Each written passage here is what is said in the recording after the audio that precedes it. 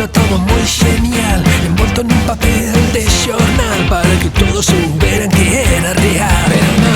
Pero non era real, era un simulacro nada máis. Unha muller lle dixo al rei: señor, eu de verdade quero creer. El rei mirou na con compaixón e dixo: bueno, mujer, non é cuestión de creer. Pero non